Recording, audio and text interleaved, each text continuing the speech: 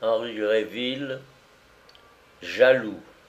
Le diable emporte les gens qui vous mettent martel en tête, me disais-je en revenant à pied de la ville voisine, à travers les blés jaunissants, sur lesquels le soleil jetait une large nappe d'or rouge.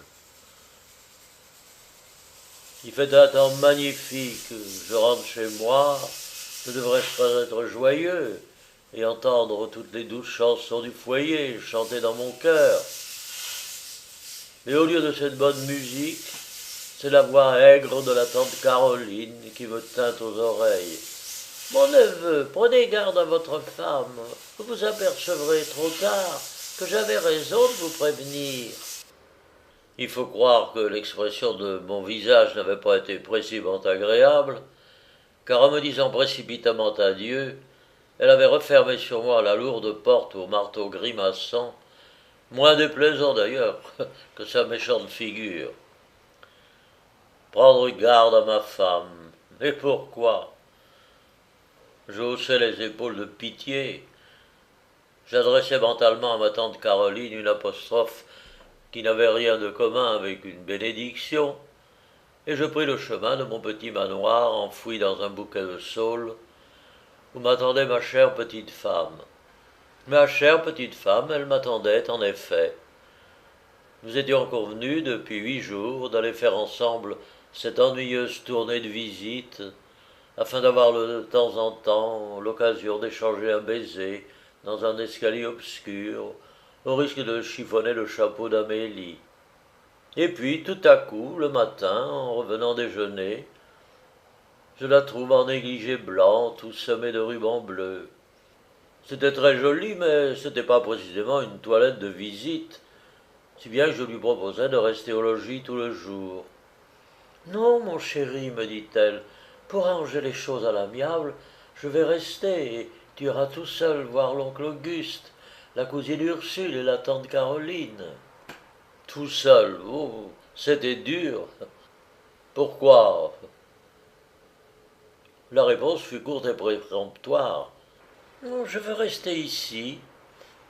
Je ne pus obtenir autre chose. Force fut de m'habiller et d'aller faire ma corvée tout seul.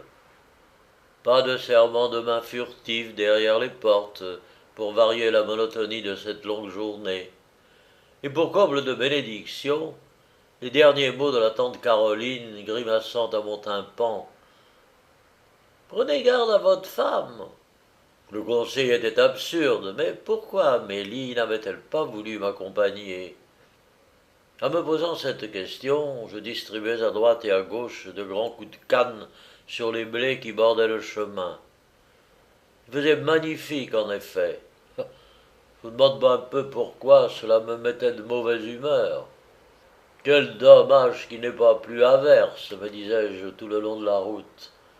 Ma récolte eût peut-être été perdue, mais je ne serais pas allé en ville. Et cet oiseau de mauvais augure, la tante Caroline, oh diable, la tante Caroline, m'écriai-je tout haut cette fois. Un frais éclat de rire me répondit dans le bois.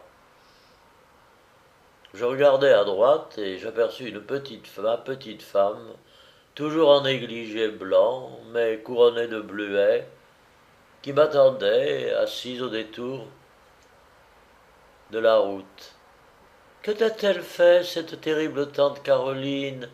Me dit-elle en se suspendant à mon bras et en me tendant ses lèvres souriantes. Elle n'était pas bien grande, ma petite femme. Il fallait l'aider à se dresser et baisser un peu la tête pour l'embrasser. Je n'eus pas plutôt passé mon bras autour de sa taille souple qu'un revirement d'idées se fit en moi, et je répondis de tout mon cœur. Bon, c'est une vieille folle. Amen, dit ma femme. Elle t'a fait faire un mauvais dîner, bien sûr. Oh, je t'ai gardé une aile de poulet et des fraises avec de la crème. Nous allons souper. Que dit-on à sa femme? Merci, ma petite ménagère, répondis-je en la soulevant dans mes bras, blanche et moelleuse comme une plume de cygne.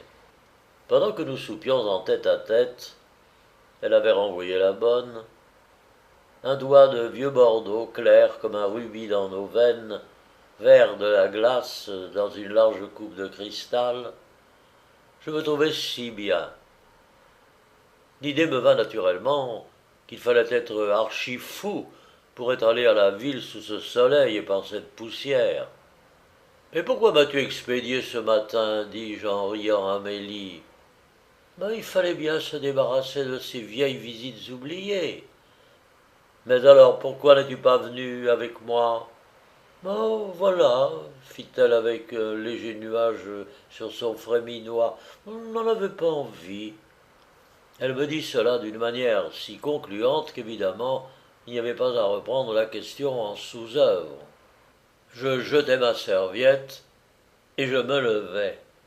Oh, le vilain désordre, dit-elle en ramassant la serviette et en la roulant soigneusement.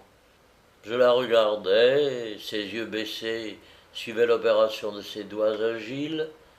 Elle avait l'air calme et reposé d'une madone du Pérugin. J'eus honte. Honte de quoi, je n'en sais rien. Toujours est-il que je me sentis honteux, et passant le bras autour du cou de ma femme, je l'entraînai vers le balcon. La lune se levait derrière le grand bois. On ne la voyait pas encore, mais ses rayons traversaient la clairière en face de nous et glissaient sur le ruisseau comme des filets d'argent. Un cri d'oiseau se fit entendre dans le lointain. Je regardai Amélie, ses yeux étaient tournés vers moi. « Je t'aime, dit-elle en se blottissant contre moi comme un oiseau frileux. Il y a un an, nous n'étions pas encore mariés, t'en souviens-tu? Si je m'en souvenais. La route de Massolet à la ville ne me paraissait pas longue dans ce temps-là. Il n'y avait pas un épi de blé, pas une fleur du chemin à laquelle je n'eusse crié « Je l'aime !» en revenant, le cœur débordant d'ivresse, à ce logis où je l'avais amenée un soir d'été, palpitante et pleine de confiance, ayant dit oui pour la vie à l'homme qu'elle aimait depuis 2 ans. Et moi, quand l'avais-je aimé? Je n'en savais rien. Il me semblait ne n'être jamais endormi ni réveillé sans son nom sur les lèvres et son image dans les yeux. Mais je t'aime, lui répondis-je, et la lune nous enveloppa soudain d'une clarté éblouissante. Faust et Marguerite, dit Amélie en riant. Heureusement, Méphistophélès est en congé illimité. Allons, viens, Faust, tu vas t'enrhumer. Pourquoi cette plaisanterie me fit-elle un effet désagréable? Mais Amélie ouvrait la porte de notre chambre, je ne vis plus qu'elle. Le lendemain matin, quand je m'approchai de la fenêtre, le ciel était couvert, un rayon jaune se glissait de temps à autre entre les nuages. Oh, signe de pluie, dis-je à Amélie, qui se frottait paresseusement les yeux. Oh, mais non, s'écria-t-elle, encore à moitié endormie, je ne veux pas qu'il pleuve. Il faut que j'aille. Elle interrompit brusquement et sourit. Et où faut-il que tu ailles, ma petite femme? Lui demandai-je. Cela ne vous regarde pas, monsieur mon mari, répondit-elle avec une petite moue adorable. Mais si je veux le savoir. Un mari ne doit avoir d'autre volonté que celle de sa femme, et comme je ne veux pas que tu le saches, tu comprends. Je comprends, fis-je d'un air enchanté. J'étais furieux. Ma mauvaise humeur passa avec le rayon jaune noyé dans une petite pluie fine, aiguë, qui rayait perpendiculairement le paysage. Il n'y avait pas à mettre les pieds dehors ce jour-là. Qu'il fait donc mauvais, dis-je en tambourinant avec satisfaction sur les vitres. Cela t'amuse? Fit Amélie, qui n'avait pas l'air de partager mes impressions. Mais oui, ma chérie, quoi de plus doux que de passer la journée ensemble, enfermés dans cet heureux petit paradis. Tu me feras de la musique, tu me joueras cet adagio de Beethoven, tu sais. Amélie me regarda tendrement et vint poser sa tête sur mon épaule. Cet adagio, elle me l'avait joué le jour de ma demande en mariage. C'était pour nous un souvenir plein de félicités indicibles. Ses yeux limpides regardaient jusqu'au fond de mon âme.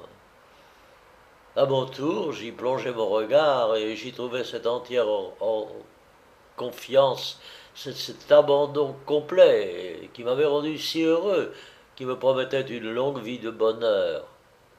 Et tu ne sortiras pas, mon cher petit despote, lui dis-je en l'embrassant. Elle me rendit mon baiser, puis une étincelle pétilla dans son regard. Malice ou gaieté Et nous allâmes déjeuner. La table desservie, Amélie regarda mélancoliquement le paysage.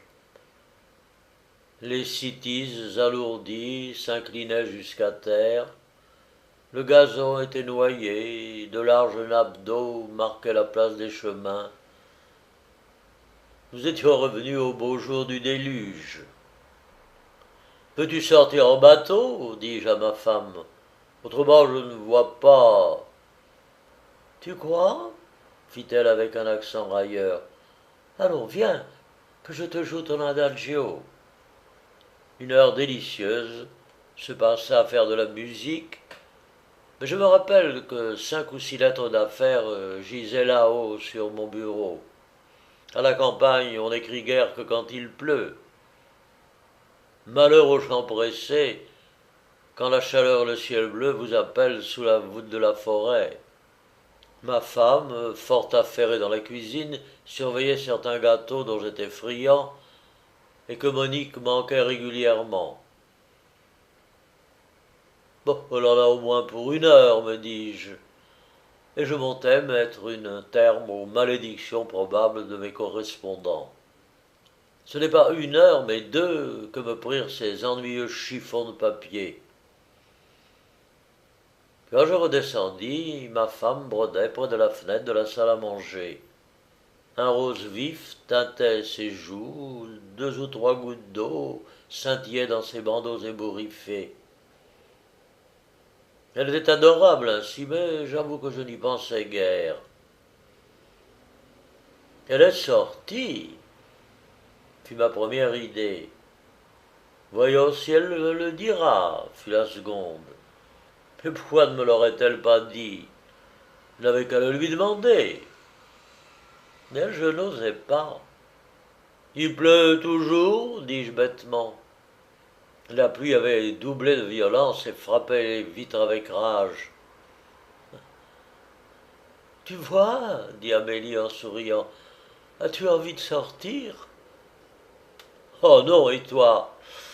Non, certes, fit-elle avec un joyeux éclat de rire. La pensée me vint qu'elle avait peut-être simplement ouvert la fenêtre pour prendre l'air, et je me tensais vertement pour les idées baroques qui me parcouraient la tête depuis la veille au soir. Ah, j'ai oublié mon panier dans le salon, me dit Amélie. Mon beau chéri, veux-tu aller le chercher? Pour aller dans le salon, il fallait traverser l'antichambre. J'ouvris la porte. L'empreinte des pieds mignons de ma femme allait du perron à la cuisine, marquée par des plaques humides, et par la porte entr'ouverte, il me sembla voir le profil de son waterproof pendu devant le feu. Mais elle est décidément sortie, me dis-je. Quel intérêt peut-elle avoir à me le cacher? Pendant que je retournais cette idée dans mon esprit, j'avais mis la main sur le panier d'Amélie. La vue des objets qui le remplissaient changea le cours de mes pensées. C'étaient de petits morceaux de flanelle et d'indienne de toutes les couleurs, jaquettes et petits bonnets. Pendant que nous n'avons pas d'enfants, m'avait expliqué ma femme, laisse-moi travailler pour les pauvres petits de la commune. Cela nous portera bonheur et plus tard, qui sait, si j'en aurai le temps. Elle était sortie certainement, mais pour une œuvre de charité. Ah, comment n'y avais-je pas pensé plus tôt? Elle se cachait pour bien faire. Mon cœur déborda de joie et d'orgueil. En lui rendant son panier, je baisai la main qu'elle avançait pour le recevoir. Cher Ferdinand, dit-elle tendrement, assieds-toi là et causons. L'après-midi s'acheva comme un rêve. J'étais fier de ma femme, j'aurais voulu apprendre au monde entier qu'elle avait bravé la pluie et le vent pour faire une visite de charité.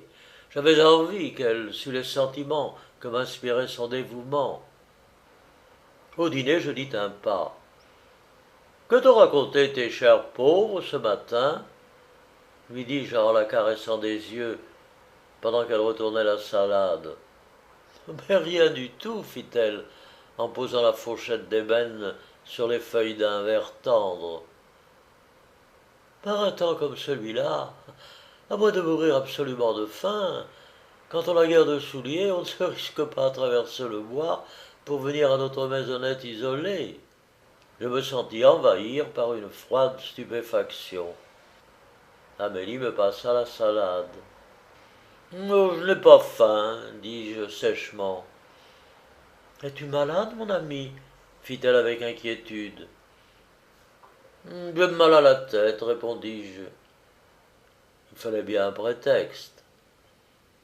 Allions-nous commencer à jouer vis-à-vis l'un de l'autre cette comédie méprisable? Fallait-il désormais nous nourrir réciproquement de mensonges et de soupçons? Le cœur me manqua en y songeant. Mais tu es pâle, c'est vrai, mon trésor, dit-elle en se levant et en me regardant tout près, la main sur mon épaule. Tu es resté enfermé tout le jour, cela ne vaut rien pour la santé. Tu ne veux pas de dessert? Attends, je vais te faire moi-même une tasse de bon café. Je la laissai dire, je la laissai faire, abasourdi par tant de présence d'esprit, tant de duplicité. Comment j'étais là, sous ses yeux, torturé par des soupçons infâmes? Elle le voyait puisqu'elle avait remarqué ma souffrance. D'un mot, elle pouvait la faire cesser, et ce mot, elle ne le disait pas. C'est donc qu'elle ne le pouvait pas. Dissimulons, me dis-je. Sans cela, je ne saurais rien. Elle est déjà trop adroite. Elle était bien adroite, en effet, car je ne pus rien apprendre. Faire une question directe, c'était facile. Mais enfin d'un mensonge flagrant, saurais-je me contenir? Je prétextais un travail important à finir. Malgré les prières d'Amélie, je montai à mon cabinet, je m'ensevelis dans les comptes de fermage. Vers 10 heures, elle monta, un peu triste, un peu inquiète, et me demanda si je n'irais pas bientôt dormir. Dormir, répondis-je sévèrement. Non, non, mes affaires ne souffrent pas de retard. Couche-toi sans m'attendre. Pauvre Ferdinand, dit-elle en m'embrassant au front, malade et forcé de travailler. Tu viendras bientôt, dis. Non, c'est rien, répliquai-je. Je t'ai dit de ne pas m'attendre. Je m'étais mis en effet à réviser les comptes. Heureusement, le travail n'était pas urgent, car je le faisais bien mal. Au lieu des colonnes de chiffres, je voyais s'aligner les arbres de la forêt. Et sous ces arbres, les pieds dans l'eau, l'eau sur la tête, Amélie marchant vite, de ce pas fermé léger qui lui était propre. Mais où était-elle allée, et pourquoi ne voulait-elle pas me le dire? Il était 1 heure du matin, ma lampe allait s'éteindre. Force me fut d'aller rejoindre ma femme. Elle dormait, la tête sur son bras, dans ses longues tresses châtain clair, assombries par la lumière incertaine de la lampe laissée à demi.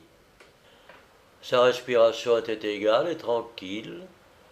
Sa main gauche était posée sur mon oreiller, comme si elle se fût endormie en me tendant les bras. Je sentis mon cœur se gonfler et mes yeux s'emplir de larmes. Elle était si pure dans ce sommeil enfantin. Je m'approchai du lit avec une espèce de remords. Je me sentais coupable de l'avoir outragée, même par un doute. J'avais envie de la réveiller pour lui raconter l'histoire de cette pénible journée, lorsque j'aperçus un coin de papier qui dépassait d'un tiroir de sa toilette.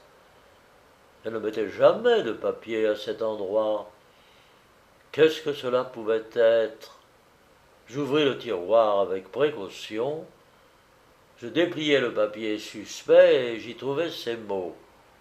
Madame, puisque vous vous chargez si charitablement de terminer mes souffrances, je vous attendrai à la corderie jeudi et vendredi. Samedi décidera de mon sort. Merci pour tant de bonté que je n'avais pas osé rêver. Signé M. La Corberie était une ferme à un quart d'heure de lieu sous le bois de notre habitation. Jeudi, c'était hier. Elle m'a envoyé à la ville. Vendredi, aujourd'hui, elle est sortie. Samedi, c'est demain. Je tombai atterré sur la causeuse. Le bruit réveilla à demi Amélie, qui murmura faiblement mon nom. Je retins mon haleine de peur d'attirer son attention. S'il eût fallu lui répondre, je crois que je serais devenu fou de rage et de douleur. Ainsi cet ange, mon Amélie, la femme que l'année précédente j'avais amenée sous mon toit, elle acceptait des rendez-vous, bravait pour s'y rendre un temps abominable et un samedi. Mais que voulait-elle faire samedi?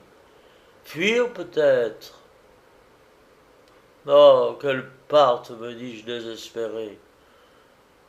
Qu'elle quitte ce foyer où elle avait apporté la paix et la joie, où elle laissera douleur et mépris. Qu'elle s'en aille, je resterai seul pour pleurer toute ma vie le jour où je l'ai aimée. Elle est si fausse et si menteuse. L'aube naissante me trouva sur le canapé. Amélie n'avait plus remué. La clarté du jour, splendide cette fois, me rappela d'autres sentiments que j'avais oubliés dans le premier épanchement de mon chagrin. Elle, je puis la pleurer, me dis-je. Mais il y a là quelqu'un qu'il faut que je tue d'abord pour savoir son nom. Encore un peu de patience. La rage me donna une vie nouvelle. Je ne me souvins plus que j'avais passé la nuit debout. Je m'assis un instant au bord du lit pour faire croire à Amélie que j'avais occupé ma place ordinaire. J'appuyai mon coude sur l'oreiller pour y simuler l'empreinte de ma tête. Moi aussi, pensai-je avec un sourire amer, je sais tromper et mentir. Moi, avant-hier, si confiant, si heureux. La tante Caroline avait raison. Elle connaissait bien la femme qui portait mon nom. Pendant toutes ces réflexions, j'évitais de regarder Amélie. Je sentais qu'à sa vue, mon cœur trop plein eût débordé en sanglots. Je passai dans mon cabinet de toilette et après avoir changé de costume, rafraîchi, un peu calmé, je pris un fusil de chasse et je sortis. L'air était frais, tant soit peu vif, le soleil était levé. Il pouvait être 5h30 du matin. Jamais je n'ai vu plus belle journée. Les alouettes chantaient haut dans le ciel. Je ne sais pourquoi, la fable de La Fontaine, l'alouette et ses petits avec le maître d'un chant, me vint soudain à la mémoire. Cette poésie champêtre s'accrochait à moi, pour ainsi dire. Les vers me revenaient l'un après l'autre. Je voulais penser à autre chose et je ne pouvais me débarrasser des rimes familières. Les alouettes font leur nid dans les blés quand ils sont en herbe. La pluie de la veille brillait en larges flaques dans les chemins peu fréquentés. Les petits fossés du drainage étaient pleins d'eau jusqu'au bord de temps en temps une grenouille verte y sautait avec bruit. Ce côté de mon domaine ne me rappelait rien de douloureux. Peu à peu mes idées noires s'engourdirent à la tiédeur du soleil levant, au parfum des bandes sauvages qui bordaient la prairie, et une sorte de pitié s'empara de moi. Pauvre Amélie, me dis-je, Elle m'aimait. Elle a dû souffrir, lutter pour en arriver là. Soudain, je me rappelais son sourire malicieux lorsqu'elle m'avait dit la veille: Tu crois? Défi plein d'audace dont je n'avais pas compris la portée et dont le souvenir me remplit de dégoût et d'horreur. Ah, mais je les tuerai, m'écriai-je, et je pris résolument la route de la Cornerie. L'âpre senteur de la forêt mouillée me rendit ma sauvage énergie du matin, et j'arrivai à la ferme, décidé à tout savoir, à rencontrer mon rival, à le provoquer, à le tuer sur place s'il refusait de se battre. J'entrai dans la cour. Les garçons de ferme étaient déjà partis pour le travail. La fermière, sur le seuil de l'étable, trayait une vache dans un vase de cuivre aux flancs rebondis. Les canards s'ébattaient avec de grands cris de joie dans une mare grossie par la pluie de la veille. La fermière me salua. Ah, vous voilà de bon matin, monsieur. Voulez-vous une tasse de lait chaud? Je refusai d'abord, mais au bout d'un instant, mon estomac, tenté par la vue du lait mousseux, me rappela que la veille je n'avais dîné qu'à moitié, et qu'après tout, l'homme est mortel. Je le tuerai aussi bien après déjeuner, me dis-je. Eh bien, fis-je tout haut à la fermière, vous avez eu des visiteurs depuis peu?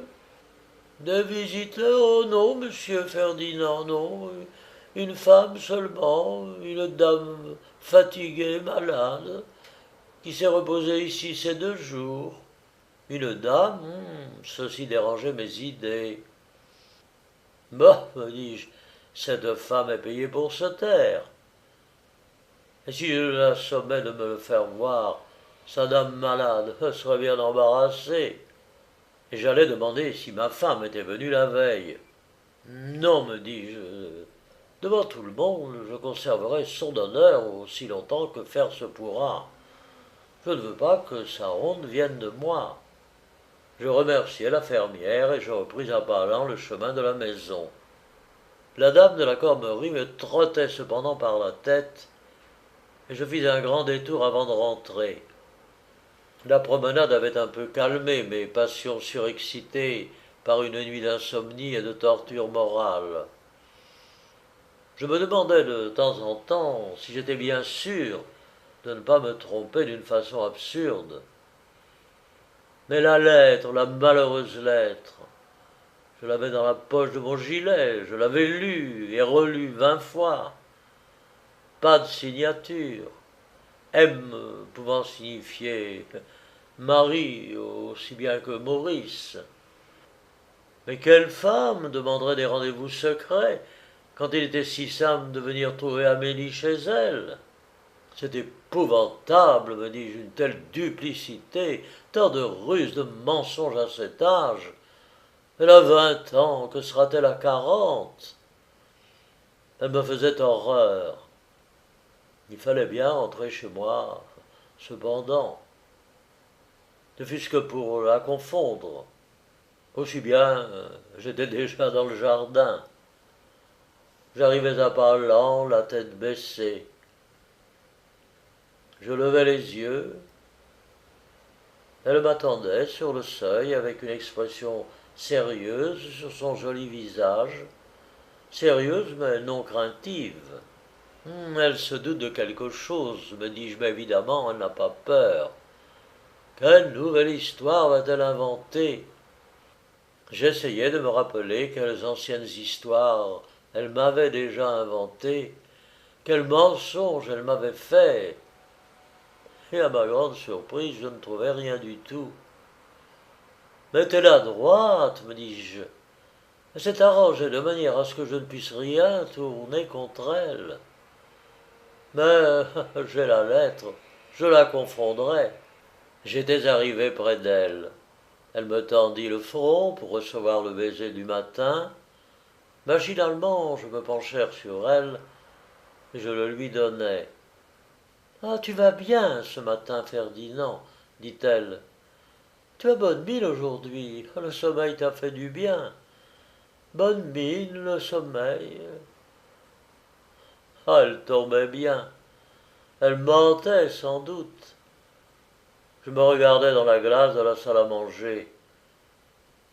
Elle avait raison, jamais je ne m'étais vu si vermeil. Je maudis le lait de la fermière de m'avoir ôté l'air fatal et sombre qui convenait au rôle que j'avais à jouer dans cette tragédie domestique. Ma femme s'était assise en face de moi. Elle trahissait par instant une légère agitation nerveuse. Sa main tremblait en me passant les côtelettes. J'avais encore faim cependant, puisque j'avais tant fait que d'entrer dans la maison et de m'asseoir à table, autant valait déjeuner comme à l'ordinaire. D'ailleurs, par une contradiction inexplicable, la vue de ma femme, qui eût dû m'exaspérer, faisait passer dans mes veines un courant de calme et de repos. Le cœur humain est bien étrange. Ferdinand, dit-elle, il faut que je t'avoue quelque chose. Je la regardai avec le sang-froid d'un juge qui examine un prévenu quelconque. Te souviens-tu de Marianne? Continua-t-elle en baissant les yeux.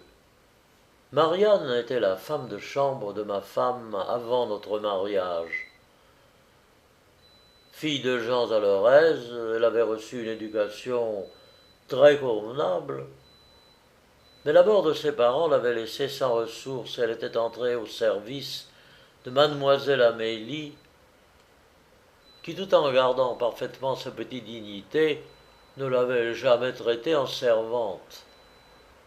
Mais Marianne avait un cœur. Elle s'était laissée compter fleurette par un comédien de passage dans notre petite ville, et un beau matin, elle l'avait suivi, nous laissant pour adieu une lettre désespérée, où le repentir perçait déjà, mais à côté de l'irréparable. Ma femme en avait eu beaucoup de chagrin.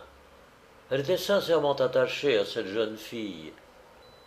Dans ma vertu de jeune mari, j'avais flétri cette escapade. Et n'étant pas d'accord là-dessus, nous avions cessé d'en parler. Ce nom fut un trait de lumière pour moi. Oui, fis-je avec empressement. Oh, je me souviens de Marianne, eh bien. Eh bien, continua Amélie sans me regarder, elle est très malheureuse. Cet homme est mort du typhus à Lyon. Elle n'a plus rien. Personne ne veut la recevoir. Je voulais te demander, mais tu ne voudras pas. Quoi? M'écriai-je avec une vivacité joyeuse qui lui fit lever les yeux. Me permettre de la reprendre, répondit-elle tout bas. Puis elle ajouta très vite. Ferdinand, je te l'ai caché. Elle m'a écrit il y a 15 jours. Tu n'étais pas là quand j'ai reçu sa lettre. Je n'ai pas osé t'en parler. Tu n'étais pas bien disposé pour elle. Et je lui ai écrit de venir, et depuis jeudi, elle est à la cornerie. J'ai profité de ton absence en ville pour aller lui parler. J'y suis retourné hier. Elle n'avait plus de souliers, Ferdinand. Elle a tout vendu pour soigner cet homme. Après tout, elle l'a aimé. Ce n'était pas son mari, je sais bien, mais puisqu'il est mort, faut-il la laisser mourir de faim, ou pis encore? Toi qui es si bon, si généreux, mon petit mari. Mais tout de suite, m'écriai-je, amène-la tout de suite. La voilà qui vient, dit Amélie, en me montrant Marianne, vieillie, fatiguée, et les yeux usés par les larmes, qui montaient péniblement notre perron. Marianne pleurait. Amélie pleurait. Moi, enfin, ceci ne regarde que moi. J'aurais voulu me mettre à genoux devant ma femme. J'étais inondé d'ivresse. On m'aurait demandé de donner ma soleil. Je crois que j'aurais signé dès demain, seulement pour le plaisir de jouir en paix de mon bonheur. Ma femme, ma chère Amélie, disais-je quand nous fûmes seuls, en courant ses mains de baisers. Mais c'est moi qui devrais te remercier, répondit-elle. Je sais que tu y as eu à vaincre pour me plaire un préjugé très tenace, et c'est toi qui as l'air de me rendre grâce. Oui, je te rends grâce, et à Marianne, et au monde entier, pour m'avoir appris quel trésor, quel ange de femme j'ai reçu en partage. Enfant, répondit-elle en souriant, enfin je te retrouve. Hier tu m'as inquiété. Sais-tu que tu as été très malade sans qu'il y paraisse? J'ai eu peur que ce ne fût un commencement de fièvre chaude. Ou de folie, interrompis-je en riant. Il n'en faudrait pas rire, continua-t-elle en me regardant avec cette bonté compatissante qui la rendait si chère aux petits et aux infirmes. Tu peux pas t'imaginer combien ton visage était changé. Quelle expression singulière assombrissait tes yeux. Il fallait que ta souffrance fût bien vive. Je l'embrassai, incapable de lui répondre ou d'affronter son regard plus longtemps. Si elle savait ce que j'ai osé supposer, pensai-je, elle en serait malheureuse toute sa vie. Elle l'ignorera toujours. Puisque tu es si bon, me dit Amélie à l'oreille, je te ferai une confidence. C'est que Marianne nous sera nécessaire pour bien des soins affectueux. La tante Caroline a rendu sa vilaine âme au Seigneur. J'ai un fils, j'espère bien que l'âge venu, il sera moins absurde que son papa.